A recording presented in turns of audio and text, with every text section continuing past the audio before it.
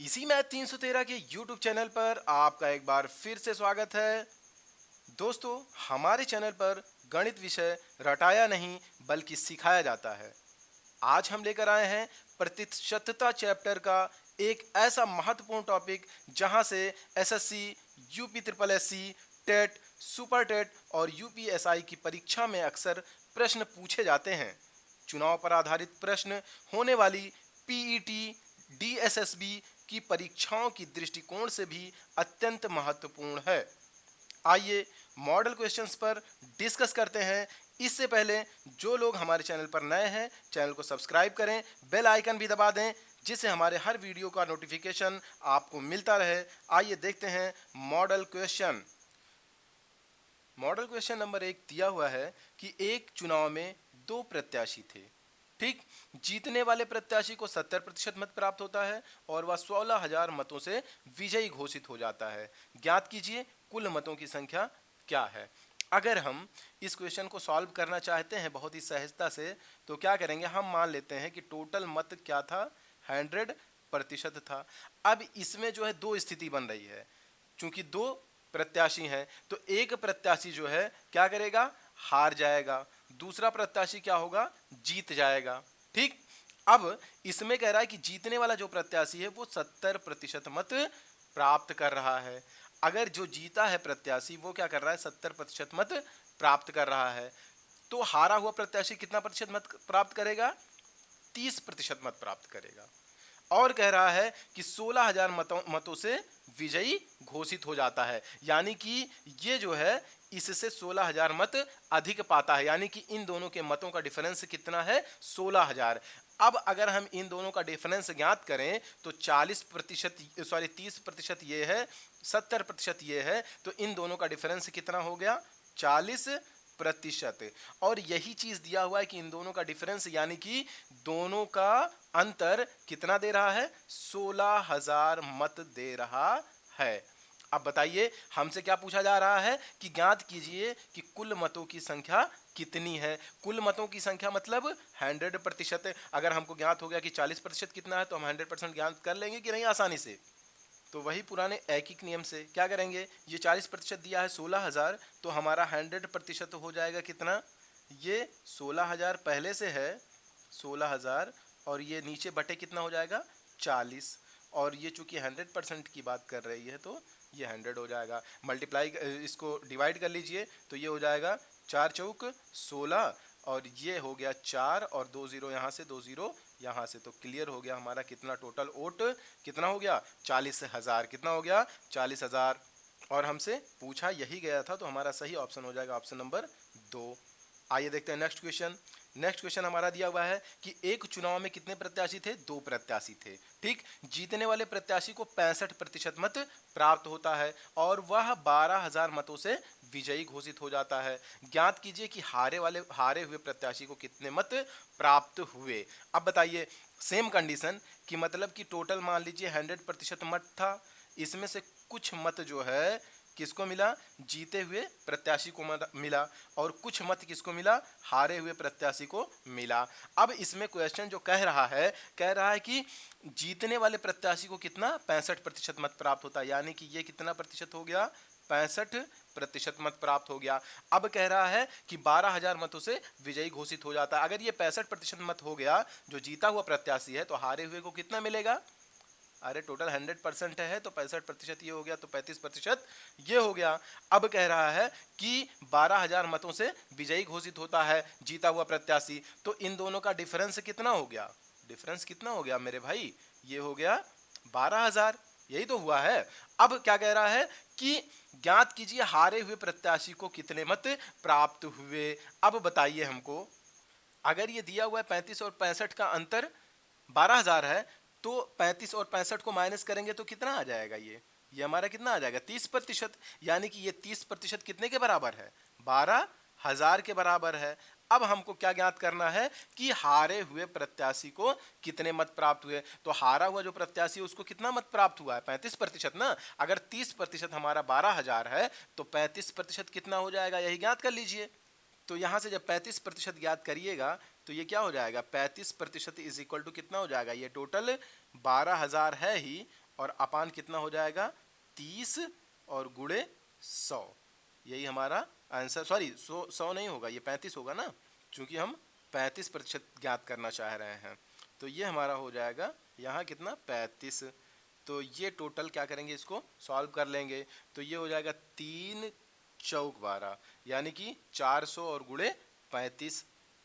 ये हो जाएगा 400 और गुणे 35, और इसकी वैल्यू कितनी हो जाएगी, 400 और 35 का गुणा करेंगे तो 35 का 140।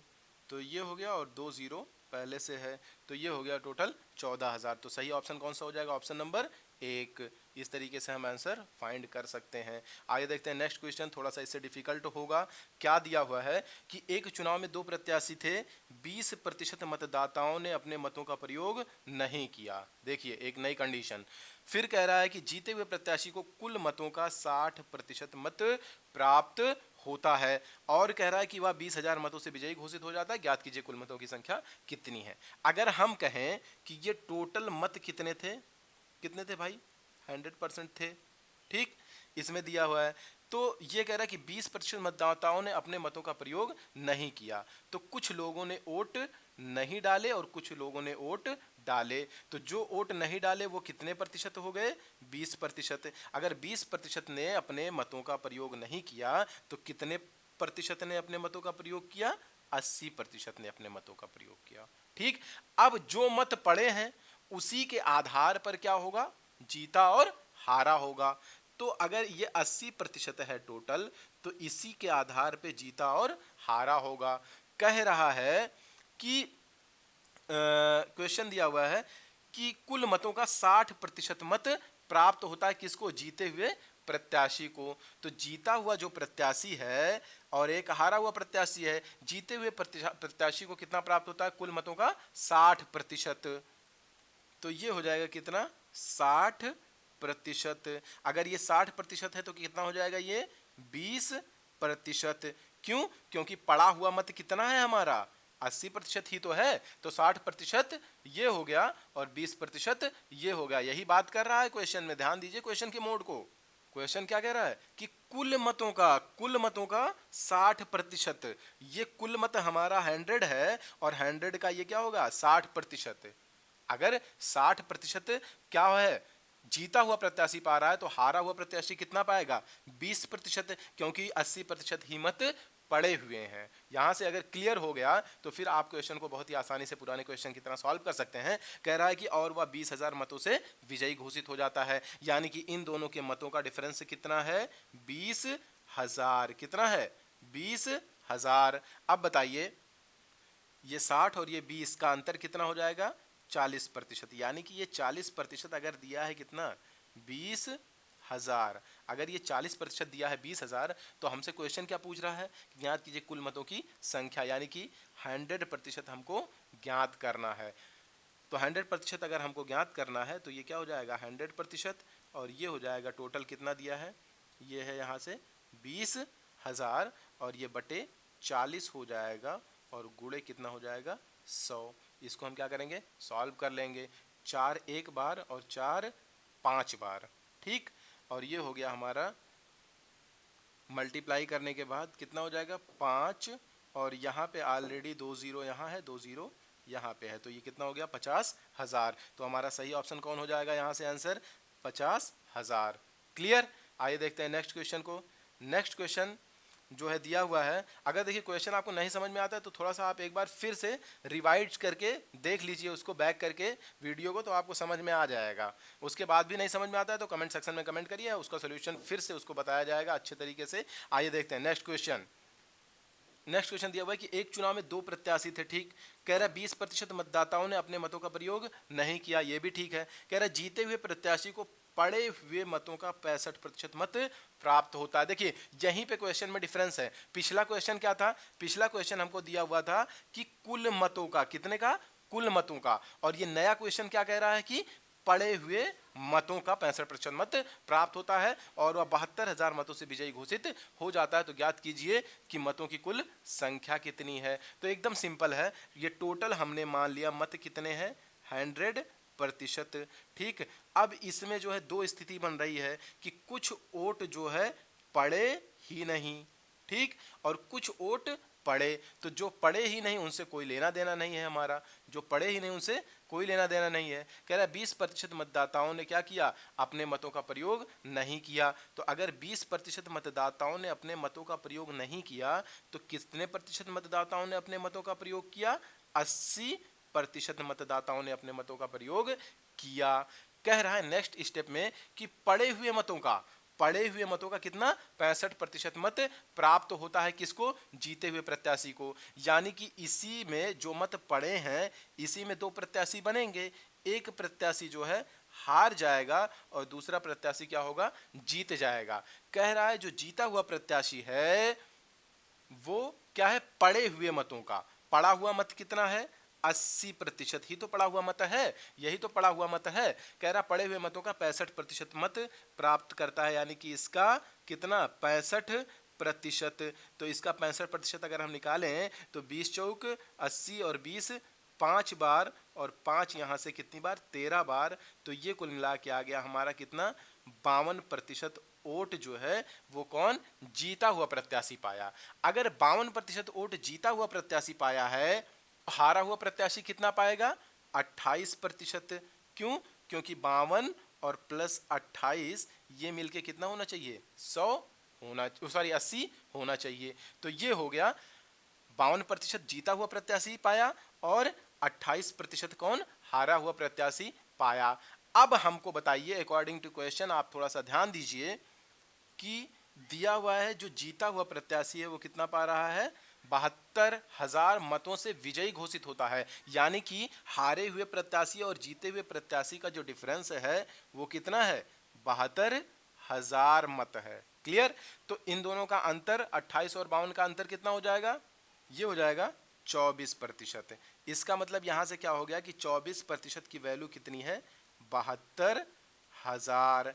अब हम यहां से क्वेश्चन देखेंगे कि क्वेश्चन हमारा क्या पूछ रहा है। कह रहा है ज्ञात कीजिए मतों की कुल संख्या कितनी है। मतों की कुल संख्या का मतलब क्या हो गया, आपका 100% की बात कर रहा है। अगर 24% इतना हो गया तो 100% यहां से ज्ञात कर लीजिए। तो 100% कितना हो जाएगा, ये टोटल 72,000 पहले से दिया हुआ है और इधर 24 है, ये आ जाएगा यहाँ डिवाइड में और गुणे आपका कितना, ये 100 हो जाएगा। इसको जब डिवाइड करेंगे तो 24 तिया 72, ये टोटल हमारा हो जाएगा 3 और 3 जीरो यहाँ पे बच रहा है, 2 जीरो यहाँ पे, तो ये हो गया 3 लाख वोट। बताइए ये कितना हो जा रहा है, 3 लाख वोट हो जा रहा है। तो हमारा सही ऑप्शन कौन सा हो जाएगा, ऑप्शन नंबर 1। तो इस प्रकार से हम प्रश्नों को बहुत ही सहजता से सॉल्व कर सकते हैं। ये जो थे दो टाइप के क्वेश्चन हमने आपको बता दिए हैं चुनाव में, चुनाव से संबंधित। इसमें एक टाइप और होता है, वो ये होता है कि वैध मत और अवैध मत, यानी कि जो पड़े हुए मत हैं उसमें से क्या है, कुछ मत जो है वैध रहते हैं और कुछ मत इनवैलिड हो जाते हैं। यानी कि कुछ में कोई अंगूठा लगा देता है, कोई मुहर लगा देता है इधर उधर पे, या जैसे मतलब कि दो प्रत्याशियों के बीच में मोहर लग गई, अब क्लियर नहीं हो रहा है कि किस प्रत्याशी को वोट पड़ा है, तो ऐसे वोट क्या होते हैं, इनवैलिड हो जाते हैं। तो उस तरीके के जो क्वेश्चन बनते हैं उन क्वेश्चन को हम नेक्स्ट वीडियो में बताएंगे।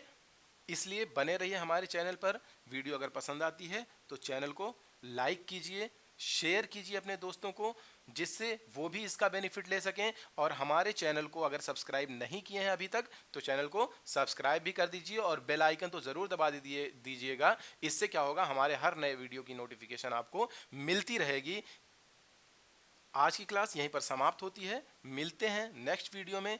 तब तक के लिए जय हिंद दोस्तों।